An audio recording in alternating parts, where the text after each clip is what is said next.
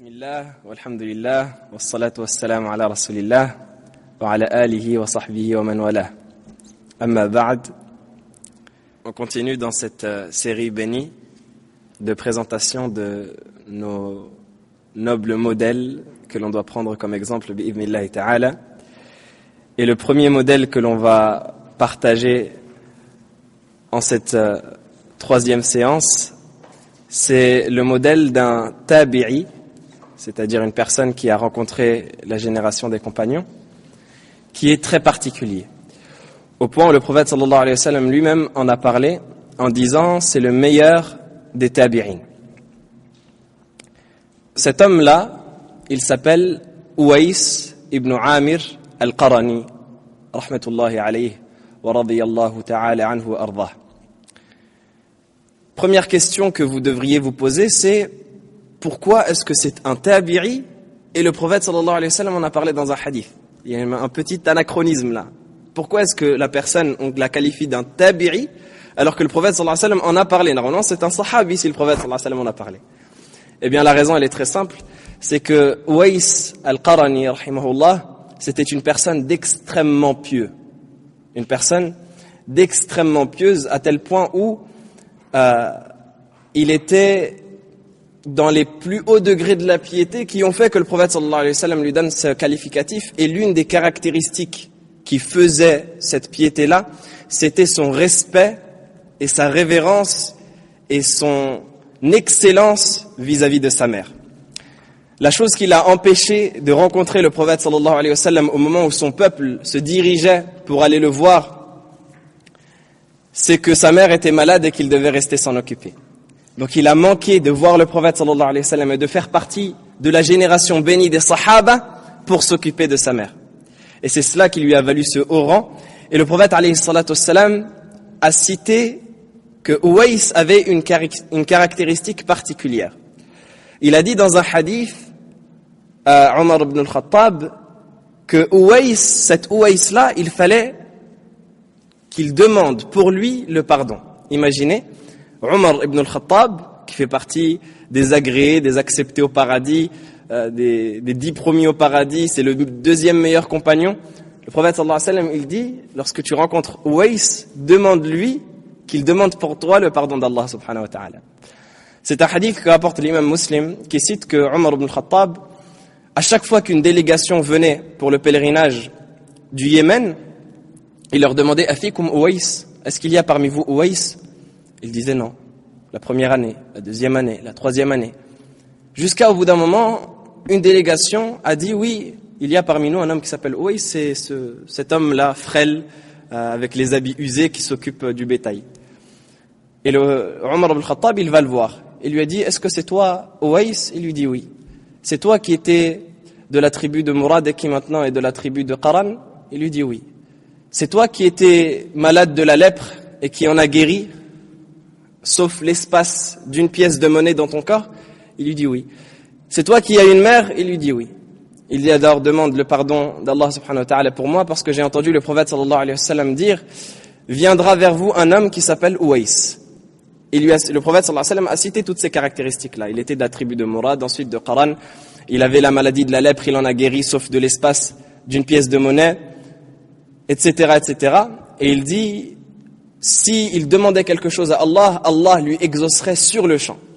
De par ce respect, cette révérence qu'il avait pour sa mère, il dit, lorsque vous rencontrez Allah, lorsque vous rencontrez Uwais, demandez-lui qu'il demande pour vous le pardon d'Allah. Et donc Uwais, il est stupéfait, et il ne s'attendait pas à cela, et Omar ibn al-Khattab, il continue la conversation en lui disant, où est-ce que tu te rends? Il dit, je vais à Koufa, après mon voyage. Et il lui dit, est-ce que tu veux que je t'écrive une lettre? C'était Amir al-Mu'minin, Omar ibn al-Khattab à cette époque. Et il lui dit, est-ce que tu veux que je t'écrive une lettre de recommandation pour que tu sois bien accueilli là-bas et que tu passes en VIP? Il lui dit non. Il dit, je préfère rester parmi les gens modestes, fi rabra al-qawm. Je préfère rester parmi les gens inconnus. Et c'est ainsi que se séparent Omar et Uwais. Et à chaque fois qu'une délégation revenait du Yémen, Omar ibn al-Khattab demandait des nouvelles de cette personne-là qui s'appelait Uwais. Et une fois, on lui a dit, lorsqu'il a demandé de ces nouvelles, on lui a dit, c'est la personne qui a répondu, elle a dit, je l'ai laissé dans une maison délabrée, avec des vêtements usés, pour montrer à quel point Uwais il était modeste. Et il dit un jour, les gens ont compris que c'était lui Uwais dont parle le prophète sallallahu alayhi wa sallam dans le hadith, et il a commencé à se cacher jusqu'à temps qu'il n'apparaissait plus auprès des gens. Cette histoire-là, qu'est-ce qu'elle nous apprend? Elle nous apprend premièrement que ta place auprès d'Allah subhanahu wa ta'ala, elle n'est pas en fonction de ce que les gens pensent de toi. Elle est en fonction de ce qu'Allah subhanahu wa ta'ala sait de toi. Tu peux être connu auprès des gens, mais ça ne te vaudra rien si tu es inconnu auprès d'Allah subhanahu wa ta'ala. Tu peux être aimé par les gens, ça ne te vaudra rien si tu n'es pas aimé par Allah subhanahu wa ta'ala. Et inversement, tu peux être détesté par les gens, mais si tu es aimé par Allah, tu auras tout gagné. C'est cela que le prophète sallallahu alayhi wa sallam, il dit, lorsqu'il dit « Man iltamasa rida Allah fi sakhatin nas, radiyallahu anhu wa arda anhu nas. Wa man iltamasa rida an-nas fi sakhatillah, sakhita Allahu alayhi wa askhata alayhi an-nas. » Celui qui cherche l'agrément d'Allah à travers la colère des gens, c'est-à-dire même s'il devrait mettre les gens en colère, eh bien Allah sera satisfait de lui, il mettra les gens satisfaits de lui. Il forcera les gens à être satisfaits de lui. Et celui qui cherche la satisfaction des gens à travers la colère d'Allah, eh bien Allah sera en colère contre lui et il fera que les gens, malgré cela, ils sont en colère contre lui. Le deuxième enseignement, c'est bien évidemment le respect envers la mère. Parce que qu'est-ce qui a amené principalement Uwais à ce degré? C'est son respect vis-à-vis de sa mère. Imaginez-vous, il a manqué l'occasion d'être un sahabi pour s'occuper de sa mère. Aujourd'hui, une personne, elle manque juste l'occasion de sortir, parfois faire du haram. À cause de sa mère, eh bien, il lui en veut pendant des mois et des mois. Qu'est-ce qui t'arrive? Pourquoi est-ce que tu parles comme ça à ta mère? Pourquoi est-ce que tu lui cries dessus? Ah, mais elle m'a pas laissé sortir à la chicha samedi dernier. C'est pour ça que je lui parle plus. Elle m'a pas laissé jouer à la play. Elle m'a confisqué mes jeux vidéo. Elle m'a confisqué mon téléphone. Et des choses futiles. Et même si c'est justifié, même si il y a une raison derrière, Allah subhanahu wa ta'ala, il t'invite à pardonner aux musulmans, même s'ils t'ont fait du tort. Alors que dire de tes parents? Ibrahim, alayhi salam, son père Azar, c'était lui qui fabriquait les statues pour son peuple, et malgré cela, il l'appelait en lui disant « Ya abati, ya abati, ya abati », comme c'est rapporté dans Surat Maryam. Donc cette adoration toute particulière qui est le respect des parents, et le dernier élément et le dernier enseignement qu'on peut tirer de la biographie d'Uwais, c'est cette envie de rester parmi les gens inconnus, cette modestie. Alors que le prophète sallallahu alayhi wa sallam a dit c'est le meilleur des tabi'in. S'il voulait, il pourrait prendre la tête du groupe des tabi'in et se considérer le meilleur et s'afficher. Mais pourtant, il a gardé la modestie. Et même lorsque Omar il lui a dit est-ce que tu veux que je t'écrive une lettre de ma main pour te recommander auprès des gens de Koufa? Il a dit non, je préfère rester parmi Rabra Nas, parmi les gens modestes, parmi les gens qui ne sont pas évoqués. Mais s'ils ne sont pas évoqués sur terre, ils sont sûrement et certainement évoqués auprès d'Allah subhanahu wa ta'ala, et c'est cela le plus important. Wallahu a'lam, et je laisse la parole à mon frère bien-aimé Nader. Bismillah, alhamdulillah, wa salatu wa salam ala rasulillah, wa ala alihi wa sahbihi wa man walah, rabbi sharah li sadri wa sirli amri wa ahlul uqdatan min lisani yafqahu qawli. Mes frères et sœurs, assalamu alaikum wa rahmatullah. Donc, en ces quelques minutes, Inch'Allah, je compte aborder avec vous normalement, si Allah subhanahu wa ta'ala me facilite, 2 biographies. Une parmi elles, j'espère ne pas trop faire long sur celle-ci, c'est la première. Il s'agit d'un parmi les tabi'in. Donc vous avez compris que depuis le début, on essaye d'aborder beaucoup de tabi'in pour mettre un peu plus la lumière sur eux, car beaucoup de nos frères et sœurs connaissent certains compagnons, mais quand on parle des tabi'in, la génération d'après, illa man rahimallah, sauf ceux à qui Allah a fait miséricorde, on dirait qu'on parle de personnes inconnues. Donc on va parler, Inch'Allah, de Muhammad ibn Sirin. Muhammad ibn Sirin, en tout cas aujourd'hui, quand tu vas dans une librairie islamique, c'est pour une seule chose. C'est pourquoi? Voilà, l'interprétation des rêves. Ok? Donc l'interprétation des rêves de Muhammad ibn Sirin. Donc on va parler après, Inch'Allah, de ce don qu'Allah subhanahu wa ta'ala lui a accordé. Et si Allah subhanahu wa ta'ala facilite, on va parler aussi légèrement, rapidement, des règles concernant les rêves. Parce qu'il y en a malheureusement qui ils vont un peu loin, un peu trop loin concernant les rêves. Taïb, commençons déjà par voir dans quel climat il a grandi. Son père, il s'appelle comment? Sirin. Muhammad, fils de Sirin. Ok? Muhammad ibn, ça veut dire fils. Ok? Sirin, rahimahullah, wa radiyallahu anhu, il a été libéré par Anas ibn Malik, radiyallahu anhu, et quand il a été libéré, il a voulu compléter la moitié de sa religion. En faisant quoi? Le mariage. Qu'Allah subhanahu wa ta'ala marie tous les célibataires dans notre communauté qui ne sont pas encore mariés. Aucun amin. Donc, Sirin, il a voulu se marier. Et quand il a voulu se marier, il s'est concentré sur la religion de la femme. Et ça, c'est un point super important. C'est super important.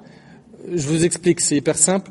Le nombre, je parle à titre personnel, après mon frère Mohammed, les autres prêcheurs, peut-être ils en ont rencontré, ils en entendent au téléphone par centaines, le nombre de personnes qui sont venues me voir pour des divorces, des problèmes de couple, et dont les emails, j'en ai une tonne, où il y a écrit problème de couple, couple en panne, couple en crise. Wallahi al-azim, je vois juste les titres,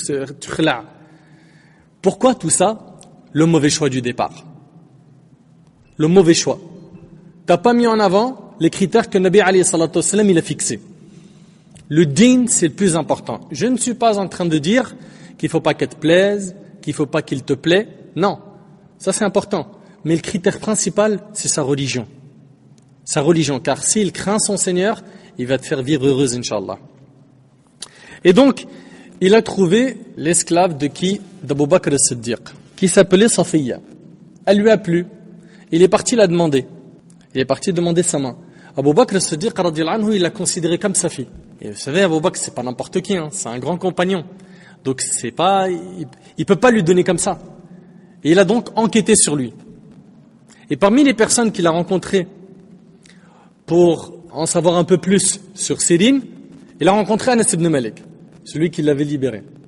Anas, il lui a dit, tu peux y aller, c'est quelqu'un dans le din, dans la religion, etc., etc. Suite à cela, Abu Bakr radiyallahu anhu accepta et il lui a fait un des mariages les plus impressionnants de la ville de Médine. Il y avait énormément de compagnons, c'était une nuit de joie, c'était vraiment, mashallah. Puis, de Sirin et Safiya est né Muhammad, dont on va voir rapidement sa biographie. Muhammad donc ibn Sirin. Muhammad, rahimahullah, il a grandi, puis rapidement il s'est dirigé vers les gens de science. Il restait encore beaucoup de compagnons dans la ville de Médine. Il a donc commencé à apprendre de la science de Abdullah ibn Amr, Abdullah ibn Omar, Abdullah ibn Abbas, ibn Zubayr, Abu Huraira et d'autres. Il a par la suite quitté Médine et il est parti à Al-Basra. Al-Basra, c'est où? Basra, en Irak. Et là-bas, pareil, il y avait, tabarakallah, énormément de science. Donc, il a pris de la science de Médine, il a pris la science de Al-Basra jusqu'à ce que lui-même est devenu un savant. D'accord? Et comme à chaque fois, quand on parle d'un savant, la chose qui se dégage le plus de lui, c'est quoi, on a dit? Son adoration. Muhammad ibn Sirin, rahimallah, il jeûnait un jour et il rompait le jour suivant. De même que Moussa ibn al-Mughira, il a dit, j'ai vu Muhammad ibn Sirin entrer dans les marchés en pleine journée. Et il allait là-bas, yukabbir wa yusabbih, wa yadhkur Allah ta'ala.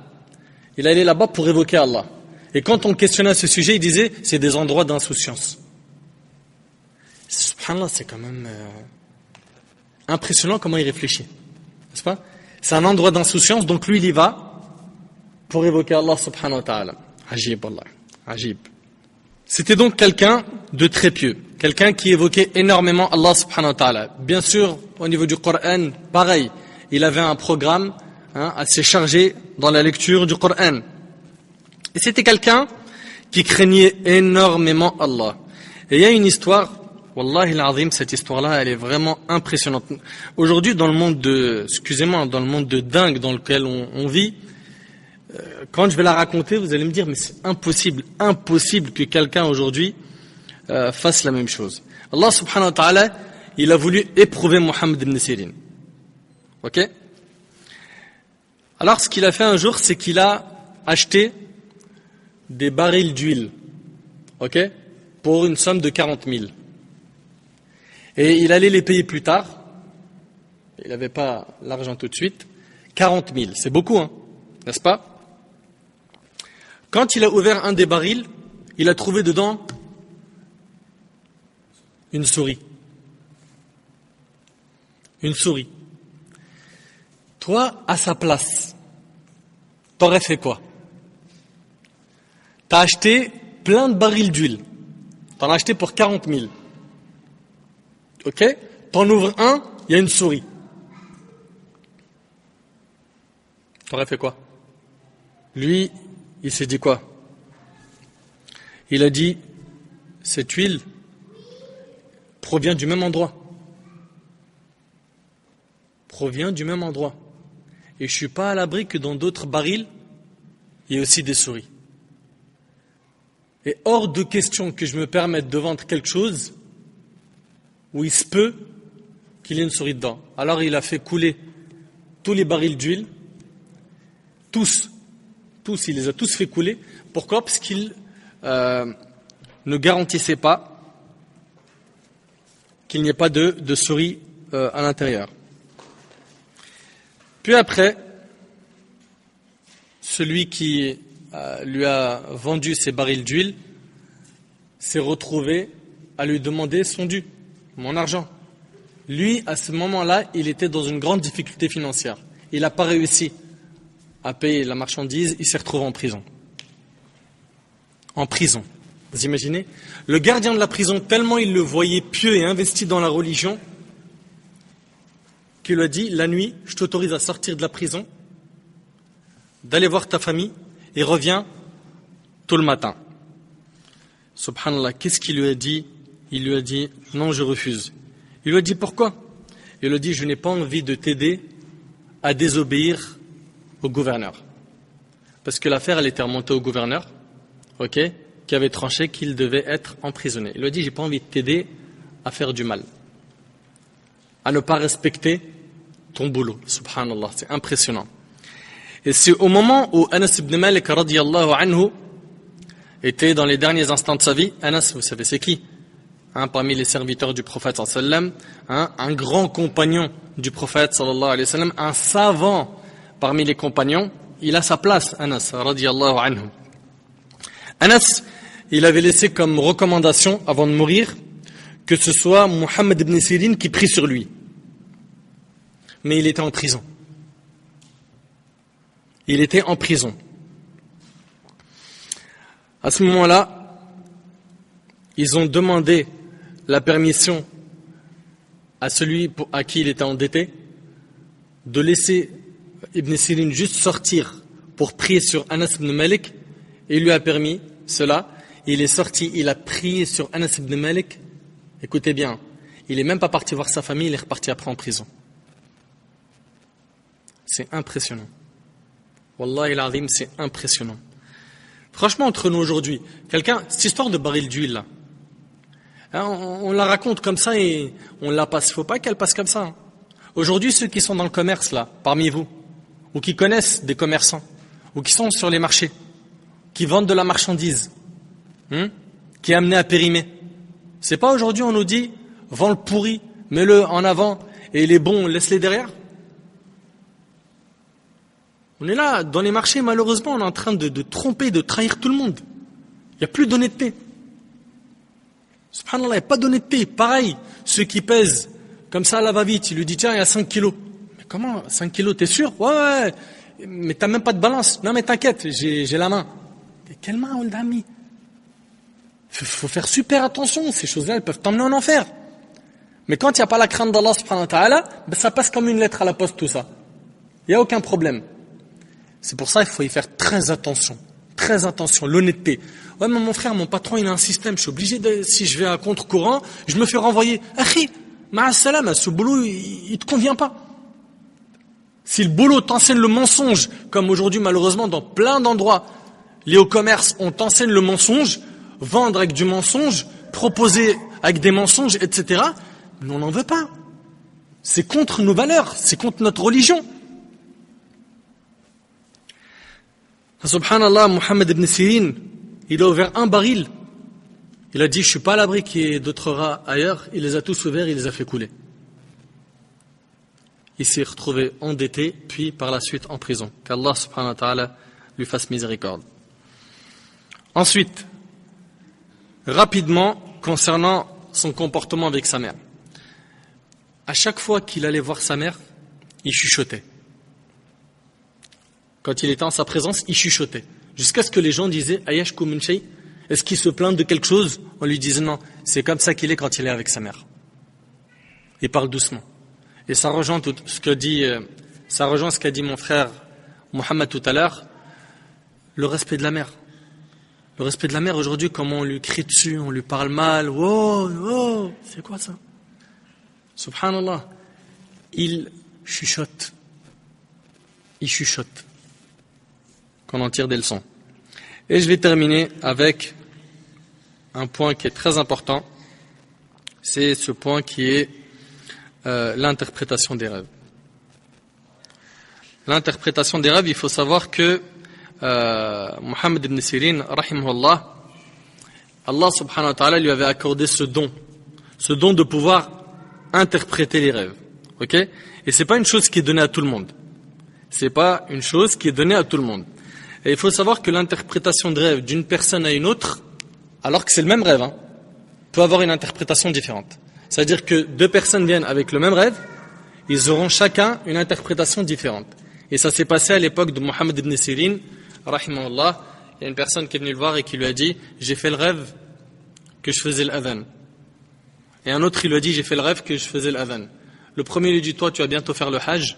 Et le deuxième, il lui dit « Toi, tu vas voler et on va te couper la main ». C'est le même rêve. Une fois, il y a un homme, il lui a dit « J'ai rêvé que j'avais de l'urine rouge ». Il lui dit « Toi, tu as des rapports avec ta femme quand elle a ses menstrues ». Okay? Ça, c'est un don d'Allah qu'Allah a accordé à Mohammed ibn Sirin. Ok? Aujourd'hui, dans le monde contemporain, j'avais rencontré un cheikh, qu'Allah le préserve, il s'appelle Cheikh Mohammed Rumi. Je ne sais pas si ça vous dit quelque chose, en Arabie. Lui, on l'appelle le Ibn Sirin contemporain. D'ailleurs, c'est lui qui faisait beaucoup les interprétations de rêves de Cheikh Ibn Baz, Cheikh Al-Uthaymin, etc. Et je me rappelle une fois, Wallah el-Azim, j'y ai assisté de mes yeux, c'était à la mosquée de Drancy. Je me rappelle, j'étais là-bas, il y avait Cheikh Mohammed Rumi qui a été questionné par plein de personnes en live. Et il y avait un ami à moi, il lui a dit, j'ai fait un rêve que je montais dans le ciel, je faisais que de monter. Il lui a dit, jusqu'à quand tu vas continuer à mettre en colère ta mère? Un autre, il lui a dit, j'ai fait un rêve que j'étais devant la Kaaba, j'étais seul. Il lui a dit, jusqu'à quand tu vas continuer à ne pas prier? Et c'est impressionnant. Et chaque personne qui recevait la réponse, il était scotché. Alors imaginez-vous, quand il a fait ça, sur plusieurs personnes, j'y ai assisté. Ok? C'est quelque chose d'impressionnant. Maintenant, shahid, là où je veux en venir, c'est quoi? C'est cette science, elle n'est pas donnée à n'importe qui. Ok? Et on va vous donner quelques règles rapides. Concernant les beaux rêves. Ok? Tu fais un beau rêve. Tu rêves que tu t'es marié. Ok? C'est un beau rêve. Les beaux rêves, le prophète sallallahu alayhi wa sallam nous a dit que ça vient d'Allah. Ok? Que ça vient d'Allah. Tu peux en faire part à ceux que tu aimes vraiment et en qui tu as confiance si tu ne crains pas leur hasad, leur envie, leur jalousie. D'accord? Ensuite, il y a des rêves qui n'ont pas de sens. Comme quoi? Quelqu'un qui rêve qu'il est en train de courir derrière sa tête. Ok? Ça n'a pas de sens. Cherche pas de tafsir, c'est pas la peine, tu te fatigues pour rien. Ensuite, il y a les cauchemars. Les cauchemars, le prophète sallallahu alayhi wa sallam nous a dit annaha la tadurruk. Finalement, ce mauvais rêve, ce cauchemar que tu as vu, ne te nuira en rien.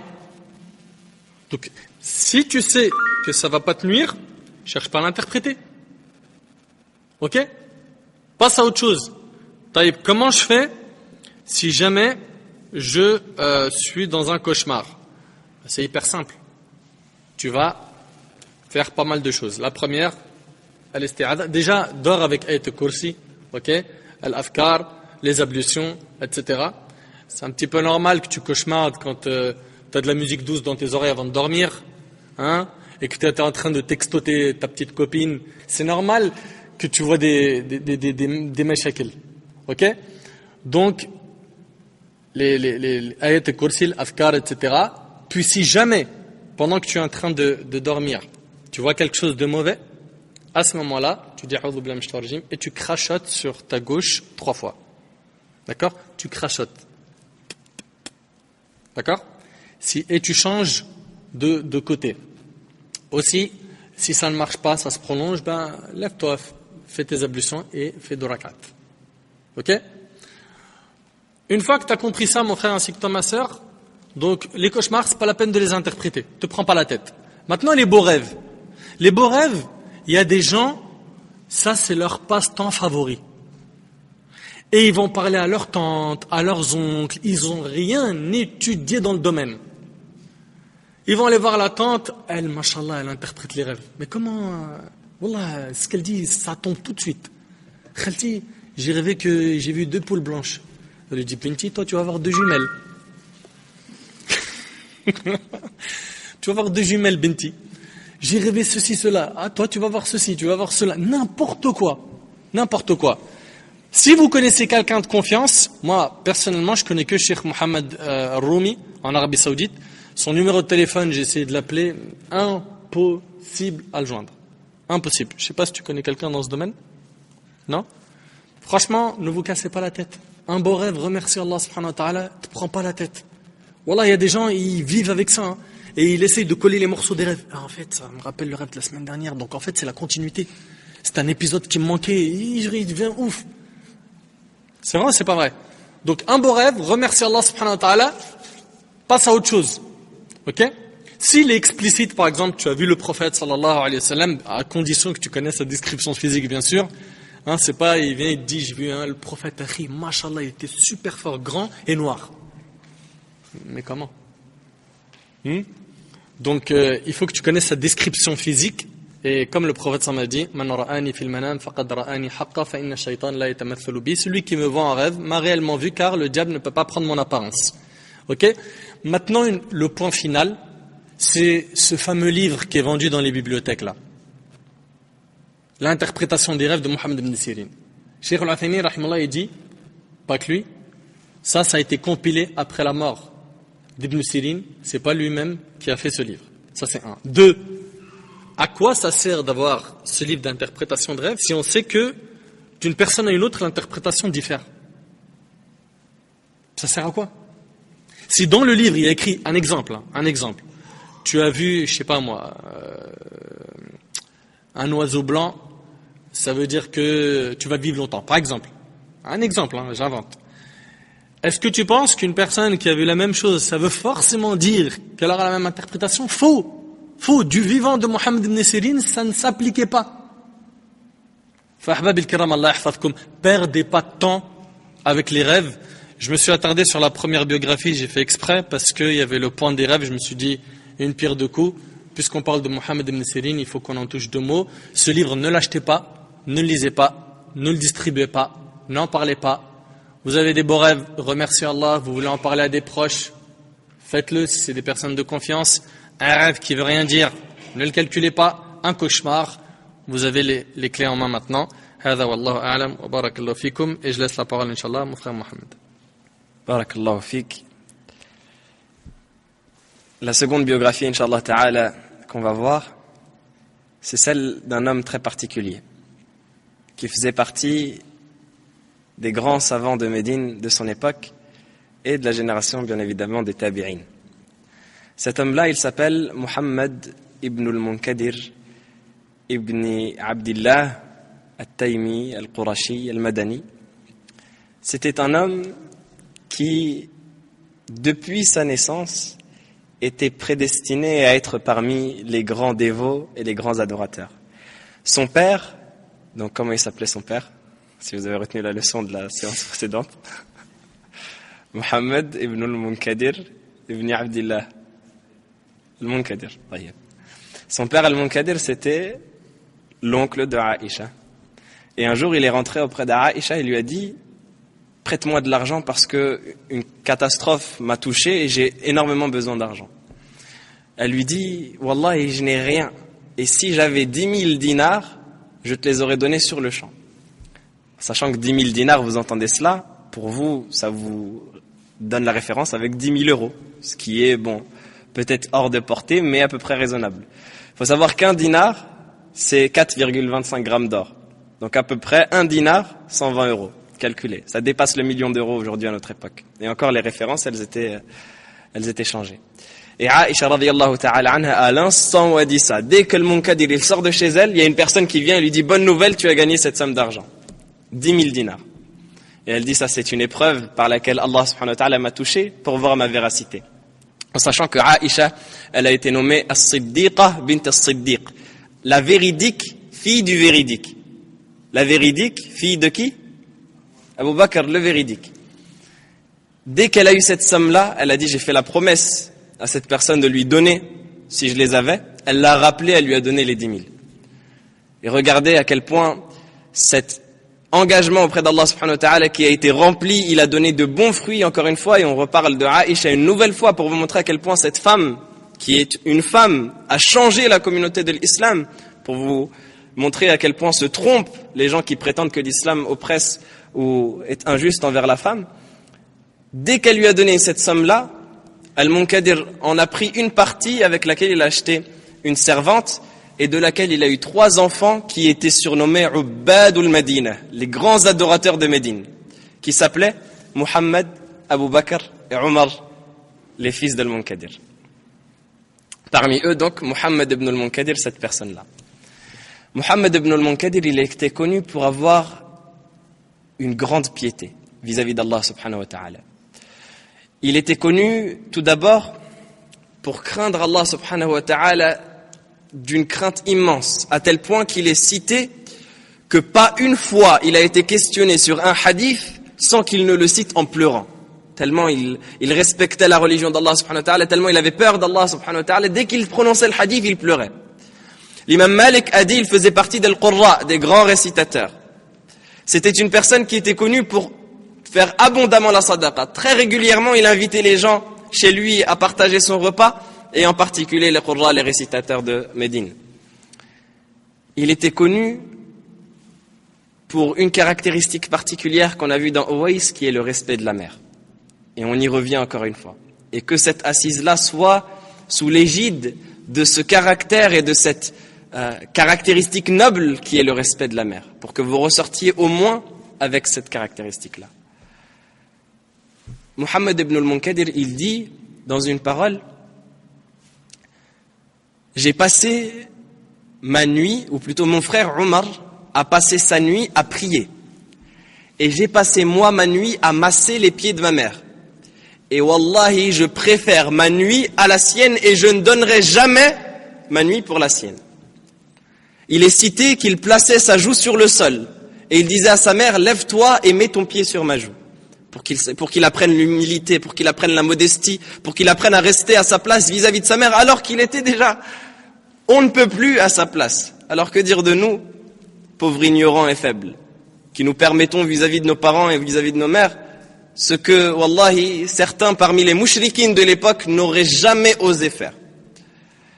Muhammad ibn al-Munkadir, il était également connu pour avoir une sincérité vis-à-vis d'Allah subhanahu wa ta'ala et une piété, comme on a dit, qui était hors norme. Un jour, sa famille l'ont trouvé en prière, en sanglots, à tel point qu'ils ont pensé que c'était le moment où il allait mourir. Ce genre de sanglots qui fait que la personne, elle tremble de l'intérieur. On pense que ça y est, c'est la dernière minute de sa vie. Il pleurait, ils lui ont demandé, mais qu'est-ce qu'il y a, qu'est-ce qui se passe? Et il ne voulait pas leur dire. Jusqu'à qu'ils ont appelé un de ses amis, parmi les savants, qui s'appelait Abu Hazim. Ils l'ont appelé, ils lui ont dit, pose-lui la question, demande-lui ce qui ne va pas. Et Abu Hazim lui a dit, qu'est-ce qu'il t'arrive? Et il a dit, j'ai lu un verset dans le Coran, dans lequel Allah subhanahu wa ta'ala, il dit, وَبَدَى لَهُم مِّنَ اللَّهِ مَا لَمْ يَكُونُوا يَحْتَسِبُونَ. Et il leur a paru d'Allah ce à quoi ils ne s'attendaient pas comme châtiment. Et il dit, j'ai peur que j'arrive devant Allah subhanahu wa ta'ala et que je trouve ce à quoi je ne m'attendais pas. Regardez à quel point ils étaient craintifs. Regardez à quel point ils étaient apeurés vis-à-vis d'Allah subhanahu wa ta'ala, alors que c'était des gens qui étaient adorateurs, dévots. Ils passaient leur journée et leur nuit à prier Allah subhanahu wa ta'ala et à considérer que cette journée-là serait le dernier de leur instant. Muhammad ibn al-Munkadir, ils disent à chaque fois qu'il allait prier à la mosquée, quand il terminait, il restait à sa place, ensuite il se dirigeait vers la Qibla, donc vers l'avant de la mosquée, et il levait ses mains en direction de la Qibla et il invoquait. Ensuite il se décalait un peu et il levait ses mains et il invoquait. Ensuite il se décalait un peu et il levait ses mains et il invoquait. Ils disent, parce qu'il faisait ses adieux, comme s'il faisait ses adieux à la mosquée, à la prière, à la rencontre avec Allah subhanahu wa ta'ala, parce qu'il pensait ne plus jamais revenir. Pour terminer, un jour, Muhammad ibn al-Munkadir, il était à la mosquée la nuit en train de prier, quand une personne emmitouflée dans un manteau, elle est rentrée, et c'était une époque où la ville de Médine était touchée par une grande sécheresse. Et elle est rentrée et elle a invoqué Allah subhanahu wa ta'ala en lui disant « Ya Allah, oh Allah, les gens de Médine sont touchés par la sécheresse. Et je te demande fermement, oh Allah, de leur accorder la pluie. » Et lorsque Muhammad ibn al-Munkadir, il a entendu cette personne-là, il s'est étonné, il a dit « Mais qui est-il celui-là pour s'exprimer ainsi et pour prétendre ainsi que Allah subhanahu wa ta'ala va lui exaucer son souhait et sa demande, alors que des gens pieux parmi les savants de Médine, toute la génération des savants pieux de Médine, ils ont demandé, ils invoquaient, ils faisaient la prière de demande de pluie, et la sécheresse restait sur Médine. Et lui, il va rentrer comme cela, et Allah subhanahu wa ta'ala va accorder la pluie. Et il dit, pas une heure ne s'est écoulée après cette demande, sans que Médine ne ruisselait d'eau de pluie. C'est-à-dire, la pluie, elle s'est abattue sur Médine, une heure après que cette personne-là a fait la demande. Donc Muhammad ibn al-Munkadir, il était très étonné. Qu'est-ce qu'il a fait? Il est sorti directement après que cette personne-là soit sortie de la mosquée. Il est sorti, il l'a suivi. Il est arrivé devant chez lui, quand la personne est rentrée, il a voulu rentrer derrière lui, il a toqué. La personne lui a ouvert et lui a dit « Que me vaut cet honneur de la visite de Muhammad ibn al-Munkadir ?» Il a dit « Je veux discuter avec toi », donc il s'est assis. Il a commencé à discuter, à parler, etc. Et après est venu le sujet qu'intéressait Muhammad ibn al-Munkadir. Il lui dit, tu sais, je t'ai vu tout à l'heure invoquer Allah et j'ai vu que Allah subhanahu wa ta'ala t'a exaucé. Et à ce moment-là, cette personne, elle s'est mise tellement en colère que Muhammad ibn al-Munkadir a eu peur pour lui-même. Il a eu peur que la personne, elle l'agresse. Tellement ses yeux se sont injectés de sang, il s'est mis en colère. Il lui a dit, je te demande à Allah que tu ne le dises à personne. Muhammad ibn al-Munkadir, il s'est étonné, il a dit, mais moi j'aime les gens de bien. Et j'aime visiter les gens de bien, je souhaiterais te visiter. Il lui a répété, il lui dit, je te demande par Allah que tu ne le dises à personne. Et là, Muhammad ibn al-Munkadir, il a pris peur, il a dit, je te promets que je ne le dirai à personne, et il est sorti. Les jours suivants, il a essayé de le trouver à la mosquée, il l'a cherché, un jour, 2 jours, 3 jours se sont écoulés sans qu'il ne le voie, alors qu'il le voyait régulièrement. Et il s'est posé des questions, donc il est reparti à sa demeure. Et là, il y a une dame qui est sortie et qui a dit « Oh, Ibn al-Munkadir, qu'est-ce que tu as fait à cet homme ?» Il a dit « Wallah, je n'ai rien fait, je lui ai juste demandé une chose à propos de ce que j'avais vu de lui dans la mosquée la veille, du jour où je l'ai visité. » Et elle dit par Allah, depuis ce moment, il a plié bagage, il a pris ses affaires et on ne l'a plus revu dans la ville. Et à chaque mosquée où il allait, il demandait à propos de cet homme et personne ne le connaissait, personne ne l'avait vu. Qu'est-ce que ça nous apprend? La même chose qu'on a appris dans l'histoire de Uwais al-Qarni, la modestie. Apprends la modestie. Sache que tu n'es personne. Sache que peu importe le degré que les gens te donnent, peu importe ce que tu vaux aux yeux des gens, devant Allah subhanahu wa ta'ala, tu restes un faible être humain, un faible esclave. Et tu as besoin de la miséricorde d'Allah subhanahu wa ta'ala. Et sans la miséricorde d'Allah subhanahu wa ta'ala, tu n'es strictement rien. Tu ne vaux rien. Et tu ne vaudras rien si ce n'est pas l'agrément d'Allah subhanahu wa ta'ala que tu cherches au final. On demande à Allah subhanahu wa ta'ala qu'il nous fasse miséricorde. Wallahu a'lam, je laisse la parole à mon frère Nader. Pour ma part, ce sera la dernière biographie, Inch'Allah. Il s'agit d'un homme qui a marqué l'histoire des savants. Un homme dont Ali ibn al-Madini, rahimahullah, un grand savant dans le hadith, a dit Allah subhanahu wa ta'ala a préservé cette religion par 2 hommes qui n'ont pas de troisième. Par Abu Bakr, radiyallahu anhu, concernant la guerre contre les apostats. Et le deuxième homme, c'est celui qu'on va voir aujourd'hui, c'est l'imam Ahmad ibn Hanbal, rahimahullah. L'imam Ahmad. Vous savez, subhanallah, avant-hier, bifadlillah azawajal, j'étais à Strasbourg et j'avais fait une conférence sur l'importance de suivre une école juridique. Et il y a quelqu'un qui m'a dit comme ça. Et subhanallah, ce tasawwur khati, il est présent chez beaucoup de gens. Cette mauvaise compréhension, elle existe chez beaucoup de gens. J'étais en train de montrer qu'un débutant ne peut pas faire autrement que suivre un mujtahid. Ok? Un mujtahid, c'est quelqu'un qui a les outils pour extraire les règles des textes, quelqu'un qui maîtrise le Coran, il maîtrise la sunna, la langue arabe avec ses subtilités, etc., etc., etc. Ok? Et celui qui n'est pas mujtahid, il est muqallid. Muqallid, c'est-à-dire c'est un suiveur. Il va suivre un mujtahid. Et j'étais en train de parler, et j'étais en train de dire que les 4 écoles sont les 4 savants qui ont été reconnus par l'ensemble de la communauté comme ayant classé et codifié la religion dans des bouquins avec des chapitres, etc. Et ils ont fait un boulot tellement remarquable que suivre une de ces 4, c'est être à la khayr. Okay? Après, peu importe quelle école tu vas suivre, faut pas aussi rentrer dans les guéguerres de oui mais tel madhab il est meilleur que l'autre, etc., etc. Peu importe. Si quelqu'un par exemple est d'origine asiatique et qui veut suivre Abu Hanifa rahimallah, ou un maghrébin qui veut suivre l'imam Malik, ou un saoudien qui veut suivre l'imam Ahmad, là il n'y a pas de problème. Mais ce qui m'a impressionné, c'est ce mot qui arrive là. Quelqu'un qui m'a dit mais attends, tu es en train de nous dire qu'il faut laisser le livre d'Allah et le hadith authentique pour un homme. Pour un homme. Mais non, justement. C'est pas un homme comme nous. L'imam Ahmad rahimahullah, quand on sait qu'il connaissait alf hadith, 1 million de hadiths, on comprend que c'est pas la même chose que nous. Quand on sait que l'imam Ahmad rahimahullah, on lui a posé la question, est-ce que quelqu'un peut se prononcer dans la religion s'il connaît 100 000 hadiths? Il a dit non. On lui a dit 200 000, il a dit non, il se prononce pas dans la religion. 300 000 hadiths, il a dit non. 400 000, il a fait comme ça avec sa main. Bon, peut-être. Vous imaginez? C'était des puits de savoir. Toi, tu ne peux pas accéder au hadith, à sa compréhension, sans passer par ces écoles.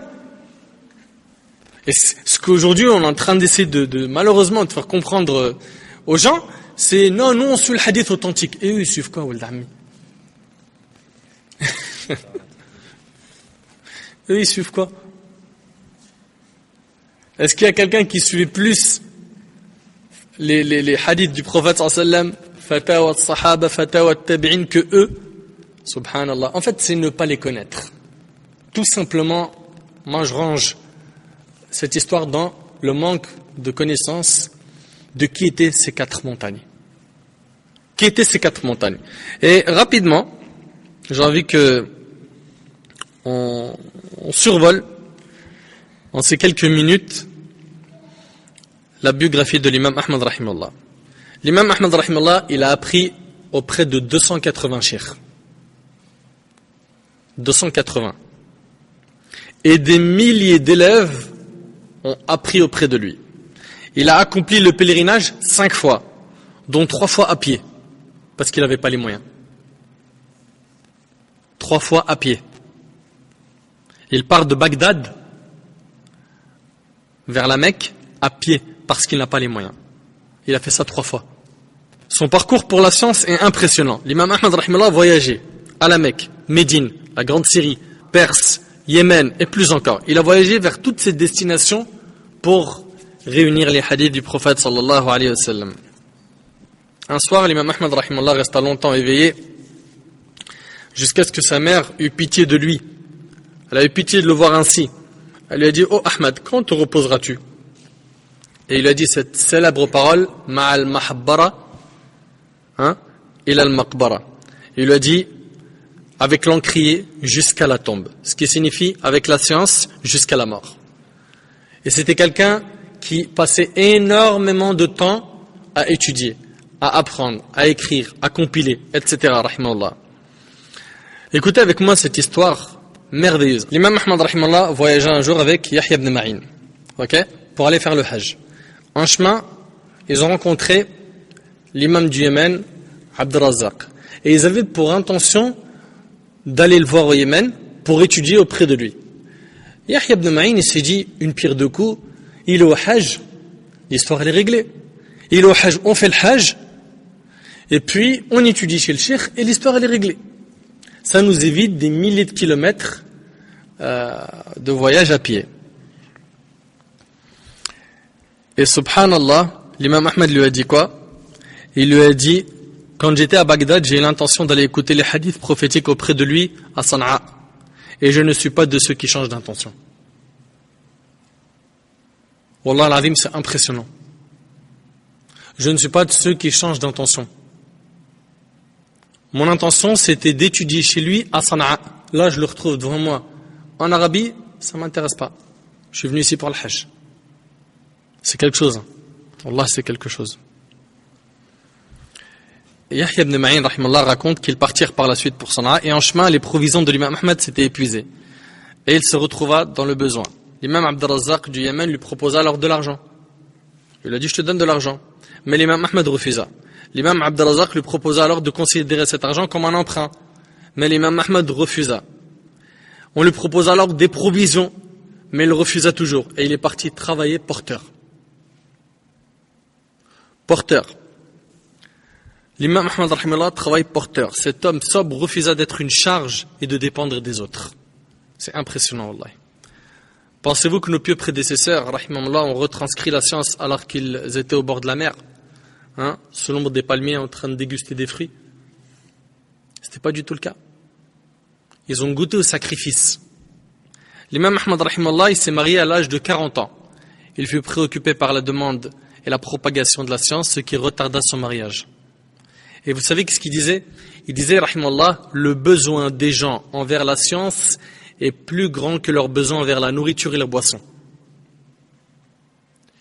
On lui demanda, comment ça, ô imam? Il répondit, parce que les gens ont besoin de manger une fois, 2 fois, voire 3 fois par jour, alors qu'ils ont besoin de la science tant qu'ils respirent. L'imam Ahmad, rahimallah, a écrit, parmi ses ouvrages, il y a le célèbre livre de hadith qui s'appelle Al-Musnad, où il a classé les hadiths en fonction des compagnons, Musnad Abu Huraira, tous ces hadiths, Athar, Fatwa, etc., etc., etc. Il a répondu tout au long de sa vie à 60 000 questions de jurisprudence. Parmi les très célèbres livres qui compilent les fatwas de l'imam Ahmad, on a Al-Mughni d'Ibn Qudama, rahimallah, une grande référence dans le fiqh hanbali. C'était quelqu'un de 13 à 7.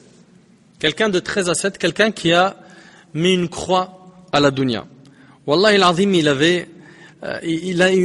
a un ascétisme. Quand on médite un petit peu sur comment il vivait, tu te dis c'est pas possible, c'est impressionnant. Abu Bakr al-Marwazi raconte une histoire qui est impressionnante. L'imam Ahmad rahimallah m'a rapporté des anciens khouf. Les khouf, vous connaissez, c'est les chaussettes en cuir. OK? Qui lui appartenaient et qu'il avait acheté il y a 17 ans. Attends, t'as compris ou pas encore? Il les avait achetés il y a 17 ans, et quand ils les avaient achetés d'occasion. Et il les donne à Abu Bakr al-Marwazi, il lui dit, va chez le cordonnier pour qu'il les restaure. Chaque semaine, l'imam Ahmed allait voir le cordonnier pour qu'il lui remette en état ses khouf. Ok? Abu Bakr al-Marwazi alla chez le cordonnier pour faire coudre les chaussures de l'imam Ahmed, mais le cordonnier, qui en avait marre de voir cette paire de khouf, donne alors une nouvelle paire de chaussures pour qu'il la rapporte à l'imam Ahmed. Vous savez, il en a eu marre. Il les a réparées je ne sais combien de fois. Il lui dit, tiens, offre-lui ça. C'est min indi, c'est moi qui lui offre. Donne-lui des nouvelles chaussures. Subhanallah, l'imam Ahmed rahimallah reçoit le cadeau. Il a placé alors cette paire de chaussures devant lui toute la nuit. Lorsqu'il se leva, il a dit à Abu Bakr al-Marwazi, ô Marwazi, reprends ces nouvelles chaussures et rapporte-moi mes anciens khouf. Il lui a dit, pourquoi, ô imam? Il lui a dit, il m'a préoccupé, ces chaussures m'ont préoccupé toute la nuit dernière, prends-les, je ne les porterai pas. Il lui a dit, combien crois-tu que nous allons rester dans ce bas monde? Wallah, c'est impressionnant. Quand on regarde au niveau des repas, on le questionna concernant quelqu'un qui mange une fois par jour. Il a dit, celui-là c'est un zahid, c'est un ascète. Quelqu'un qui mange une fois par jour, c'est quelqu'un pour l'imam Ahmed qui est correct.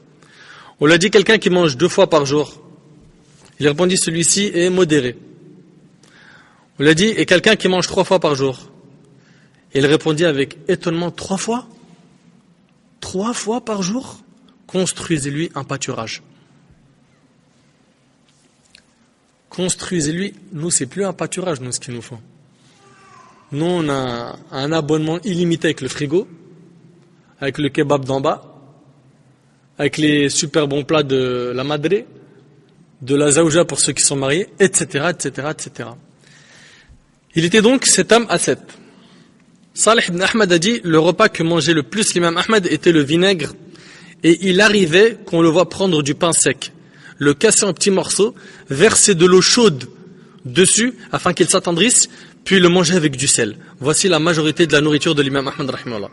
Parfois, de rares fois, il achetait des fruits, une pastèque, des raisins ou des dattes. Le jour où il était au top de la nourriture, c'est lorsqu'il achetait des fruits. Subhanallah. Ces hommes-là, en fait, ils ont tellement sacrifié dans leur vie, tellement sacrifié qu'ils ont marqué l'histoire. Ces gens, ils ont sacrifié, et aujourd'hui, l'imam Ahmad rahimahullah, c'est un nom qu'on entend partout dans les mosquées. Partout, rahimahullah. Qu'est-ce qui a fait que son nom est resté avec l'histoire? Al-ilm. Il a appris et transmis, rahimahullah. Pour ce qui est aussi de sa piété. Sa piété, subhanallah, il a des histoires, wallah, ils sont impressionnants. Tellement que l'imam Ahmad rahimahullah était pieux, il refusait de prendre quoi que ce soit de ce que lui avait destiné le calife al-Mutawakkil. Le calife lui avait préparé 4000 dirhams par mois, mais il a toujours refusé d'y toucher. Pourtant, son oncle en prenait, et son fils en prenait. L'imam Ahmad disait à son oncle, « Oh oncle, qu'est-ce qui nous reste encore à vivre? Nos enfants veulent manger ce bas monde par notre intermédiaire. Oh oncle, ce ne sont que quelques jours qui nous restent à vivre, puis nous nous en irons.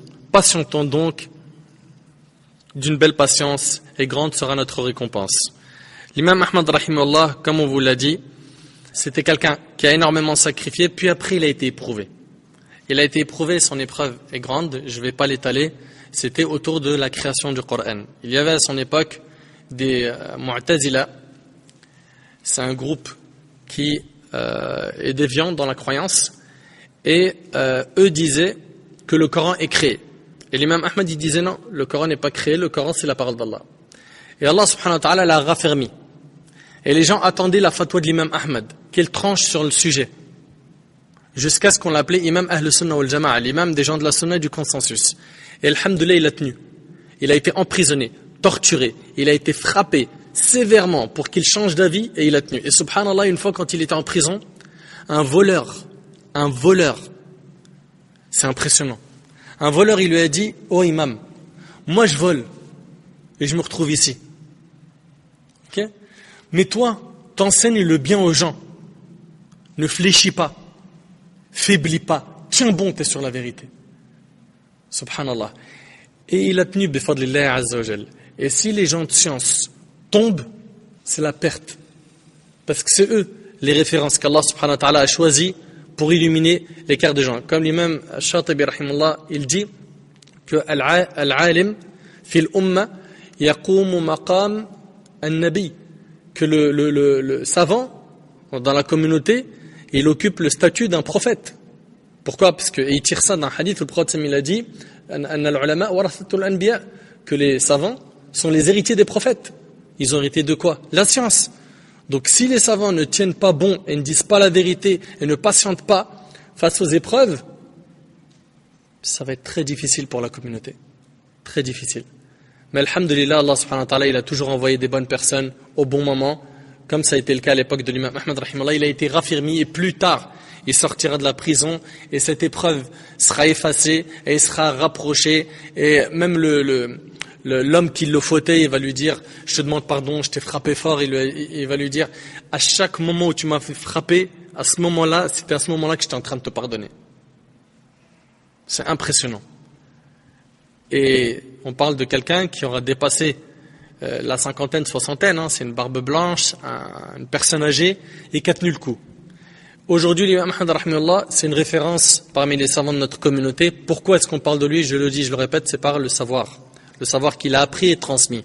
À nous de prendre exemple sur lui et d'apprendre pour transmettre Wallah, il y a beaucoup de gens autour de nous, parmi les musulmans et les non-musulmans, qui sont curieux. Ils ont juste besoin que quelqu'un leur éclaircisse les sujets.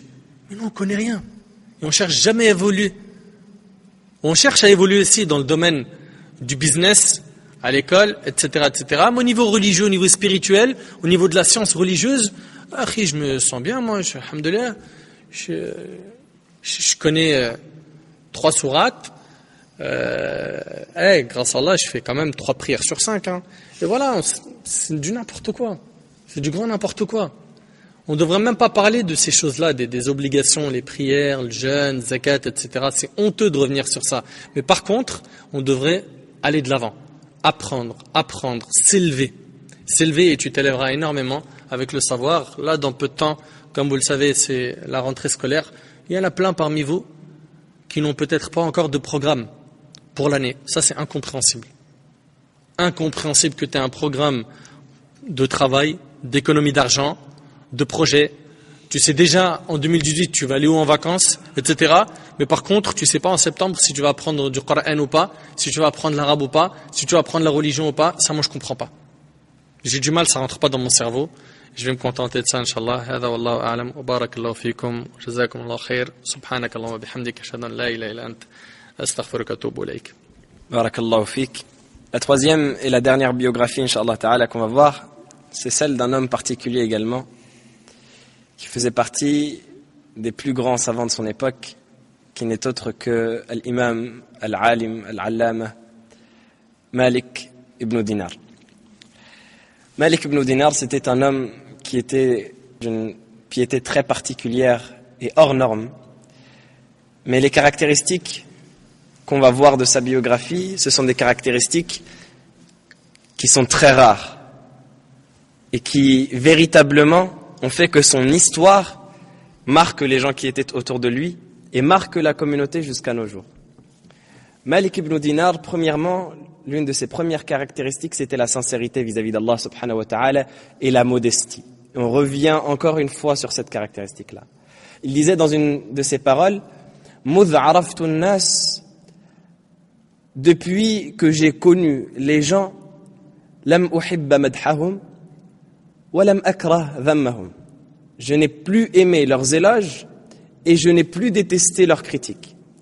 Parce que celui qui fait des éloges, il exagère. Et celui qui critique, il exagère.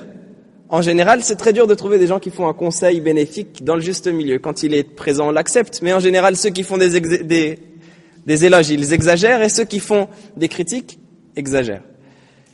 Il dit... Et la recherche de la satisfaction, elle se fait auprès d'Allah subhanahu wa ta'ala seul. Celui qui étudie la science, pour la pratiquer, cette science-là, elle le brisera. Elle brisera son ego. Elle fera qu'il devienne modeste, qu'il le veuille ou non. Et celui qui étudie la science pour autre chose que la pratique, cette science-là, elle lui augmentera son orgueil. Un jour, est passé devant Malik ibn Dinar une personne qui s'appelait Al-Muhallab ibn Abi Sufra, qui était un des émirs omeyyades de l'époque. Et cette personne-là, qui était un émir, elle est passée vraiment dans cette démarche-là orgueilleuse qui caractérisait les émirs de l'époque. Et il commence à le blâmer et il lui dit « Oh toi, ne sais-tu pas que c'est une démarche qu'Allah subhanahu wa ta'ala déteste, sauf au combat ?» Parce que l'orgueil, etc., le fait de marcher avec vanité, c'était interdit par le prophète alayhi salam, sauf au moment du combat où il fallait montrer la force à l'ennemi, etc.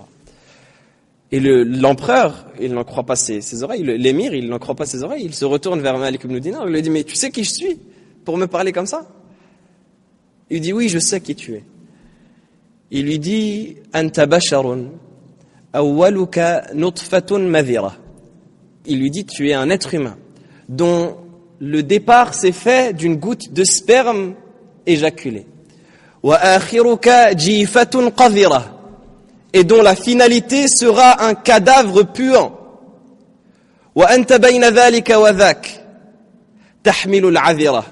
Et toi, entre cette situation et l'autre, tu es un être humain qui porte des excréments, akramakumullah. Et à ce moment-là, l'émir, il a baissé la tête, il lui a dit, Al-ana araftani. Il a dit, maintenant tu m'as connu.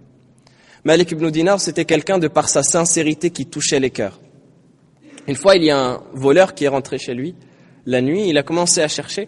Et Malik ibn Dinar, c'est rigolo. dit comme cela, mais il n'avait tellement rien que dans un athar, il disait, j'aurais aimé que ma subsistance soit des noyaux que je lèche, dont je me nourrisse. Il dit que il avait tellement peu de farine chez lui qu'il a dû la mélanger avec du sable pour manger, et il dit c'est cela qui m'a rendu malade et j'ai pas pu prier debout pendant un moment. Pour vous dire à quel point il était pauvre.